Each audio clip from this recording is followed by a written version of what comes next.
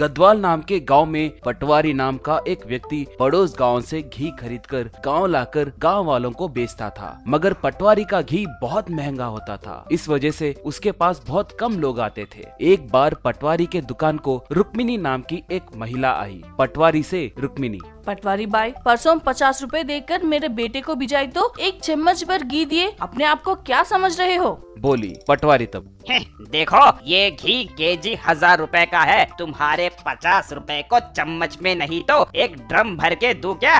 कहा। रुक्मिनी: अबे गधे कहीं के, देश भर में घी किलो 600 में बेच रहे हैं तो तुम 1000 रुपए में बेचोगे क्या? देखते रहो, किसी न किसी दिन तुम भीख मांगोगे, दरिंदे कहीं के। बोली। पटवारी तब: कोई परवाह नहीं है, तब तुम भी मेरे साथ मिलके भीख मांगना। जाओ, बड़ी आई मुझे बोलने वाली है। कहते ही रुक्मिनी वहाँ से गुस्से से चली गई। थोड़े दिन बीतने के बाद लोग पूरी तरह से पटवारी के पास आना बंद कर दिए। ये देखकर पटवारी अपना दोस्त जित्तू के पास गया। जित्तू से पटवारी: यार, ये लोग बहुत निर्दयी हैं। मैं बेचारा 400 रुपए में घी खरीद कर उसे सिर्फ 1000 रुपए में बेच रहा हूँ। उतने कम पैसे देने के लिए भी लोग मर रहे हैं। ऊपर से आजकल ये लोग खुद अपने घरों में घी बनाना शुरू किए हैं। कहा। जित्तू तब: तो अब हम क्या करें भाई, सबके घरों में घुसकर घी के बर्तन गिरा दे क्या? कहा। पटवारी तब: रे देर दिमाग, अभी पुराने आइडियाज काम नहीं करेंगे। देखो, मैं विदेश से एक मशीन मंगवाने वाला हूँ। अगर हम उसके अंदर दूध डालेंगे तो वो दूध के अंदर से सारा मक्खन निकाल लेगी। इसलिए लोगों के खरीदने वाला दूध सीधे हमारे पास आए। जैसे कोई आइडिया बताओ। कहा। जित्तू तब: कुछ नहीं भाई, ये दूध विक्रेता सब मिलकर दूध में से मक्खन निकालते हैं ना, उनके मक्खन निकालने के बाद हम उनके पास जाकर जो बचा हुआ दूध है वो हमें दो भाई, उसके अंदर से हम दूध निकालेंगे कहकर पूछेंगे और उसमें से मक्खन निकालेंगे। कहा।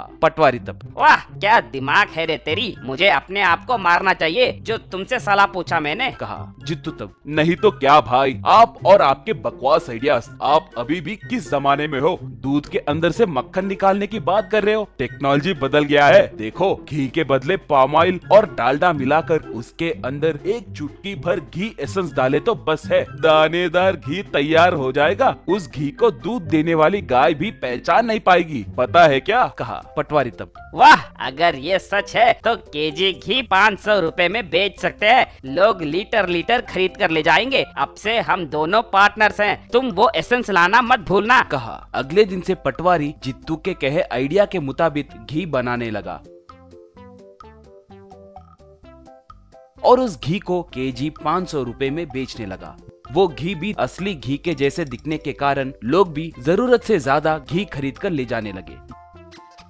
ये गौर करके पटवारी बड़े बड़े डिब्बों में घी बेचना शुरू किया। ऐसे बहुत कम दिनों में ही पटवारी बहुत पैसे कमाया। सब अच्छे से चल रहा था। एक बार जित्तू आकर पटवारी से अपने हिस्से के पैसे पूछा। पटवारी तब: क्यों रे नालायक, तुम्हें हिस्सा चाहिए क्या? रे, सामान मैं खरीदता हूँ, मेहनत करके मैं मिलावट करता हूँ और बेचने वाला भी मैं ही हूँ, तो फिर तुम्हें 50% हिस्सा क्यों दूं? जाओ। कहा। जित्तू तब: देखो भाई, जब हम धोखे से व्यापार कर रहे हैं तो हमारे राज जानने वाले लोगों से कभी दुश्मनी नहीं करते, नहीं तो डूब जाओगे। इसी नालायक ने तुम्हें आइडिया दिया है कहकर मत भूलना। कहा। पटवारी तब: क्यों रे, तुम मुझे ही धमकाओगे? अपने मर्जी आई जगह पर बोलो। जाओ, मैं तुम्हें 1 पैसा भी नहीं दूंगा। मेरे बारे में पता है ना, मैं बहुत लालची हूँ। कहा। जित्तू तब: यहाँ वहाँ क्यों भाई, तुम्हारे ग्राहकों से ही कहूँगा, वो तुम पे कितना भरोसा करेंगे मैं भी देखता हूँ, ठीक है? यूं कह रहा था तभी रुक्मिनी वहाँ पर घी खरीदने आई। जित्तू उसे बुलाकर पटवारी के मिलावटी घी के बारे में सब बताया। वो सुनकर रुक्मिनी: बाप रे, चोर कहीं के, तू बदल गया है सोची थी। तो ये है तुम्हारा प्लान। रुको, अब तुम मेरे हाथों मारे जाओगे। मिलावटी घी बनाकर मुझे और मेरे परिवार को मारना चाहते थे क्या? कहकर गांव वालों को वहाँ बुलाकर पटवारी के मिलावटी घी के बारे में बताई। ये जान के लोगों को बहुत गुस्सा आया और वो पटवारी को पकड़कर खूब मारे। बाद में पुलिस वालों के हवाले किए। जित्तू खामोश होकर वहाँ से चला गया।